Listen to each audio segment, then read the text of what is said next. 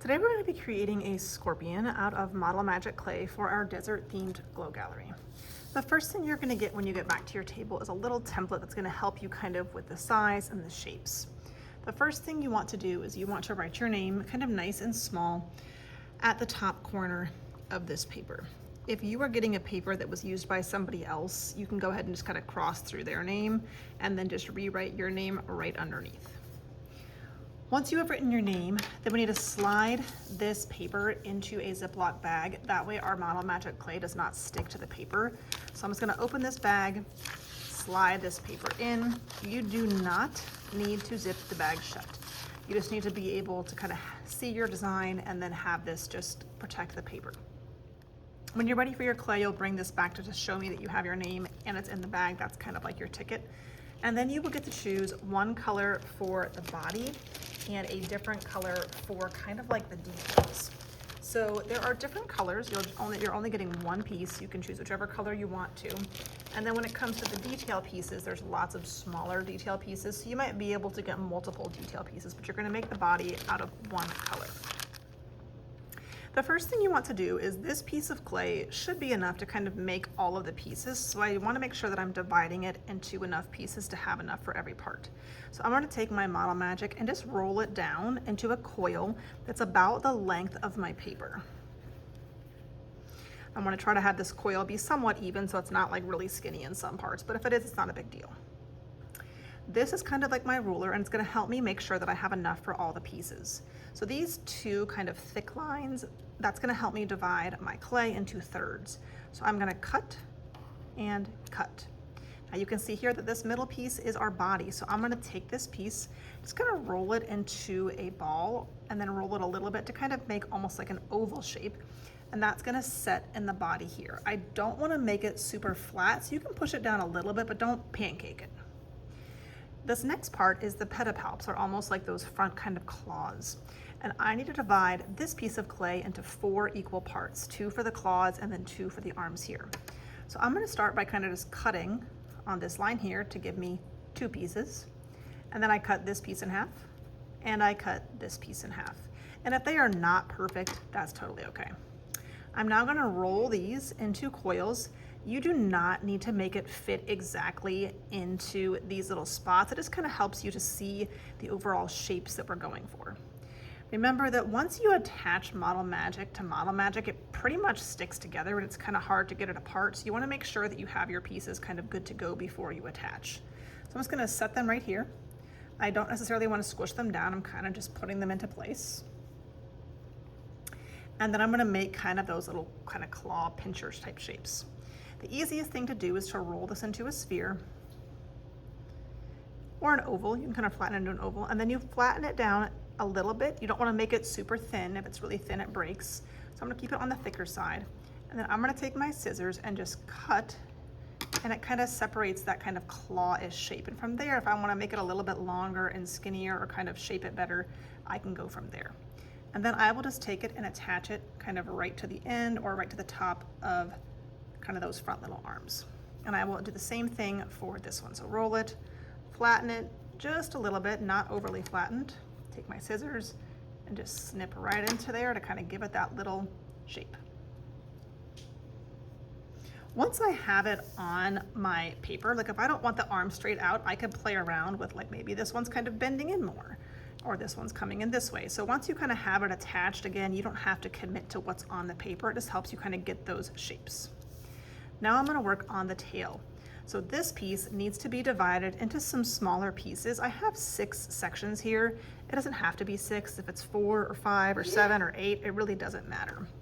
I'm just going to go ahead and kind of cut on these little lines that I see at the bottom of my paper. That kind of just tells me where to go. And as you can see, it's sticking, so I'll just give it a little cut. And I'll cut this one in half or in half as well. I then would take all of these pieces and roll them up into spheres. So I'm just going to kind of roll them up and leave them here for now.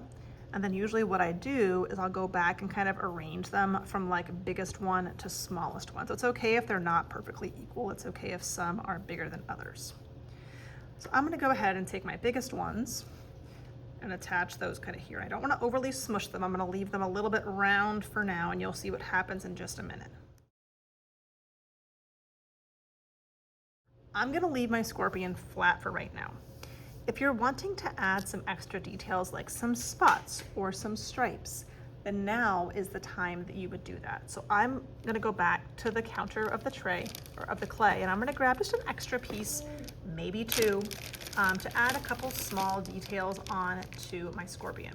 If you end up getting extra clay and you don't use it all, just go put back whatever you don't use. If you have extra pieces from your body part, you can go put those pieces back too. If you want to add some spots, some kids take their clay and they just kind of roll these very small, little, very tiny spheres, and they add just some extra little kind of details onto their scorpion.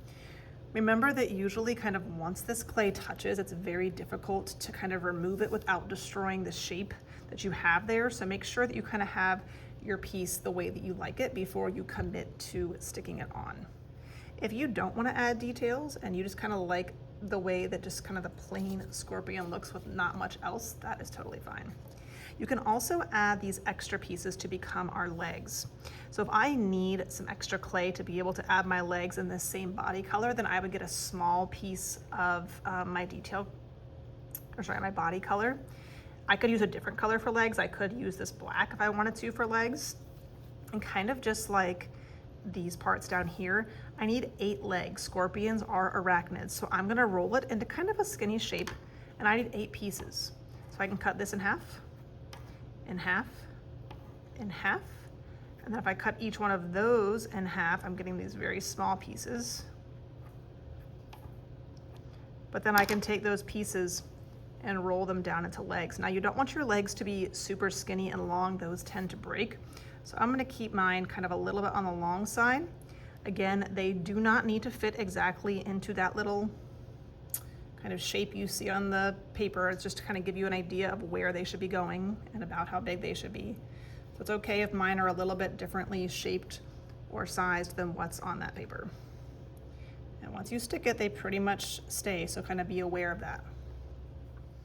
All right, so now I could take this if I wanted to, and I could go back and add like a detail down the back, or I could kind of be done. It's up to you. So I'm just gonna add maybe an extra little detail or two, just kind of straight down the middle. And again, once it kind of touches, that's it. I can't necessarily go back and take it off. So I wanna make sure I've kind of thought through my design. Okay. Now that I'm done, it's time to kind of shape it up so that that tail is kind of in stinging position, and also add that point so you can see that mine's still round. Now the only trick with this today is that once you bend it up, because the clay is still fairly wet, it's wanting to fall back over. So we're gonna use something that's gonna help us to kind of prop it up while it dries.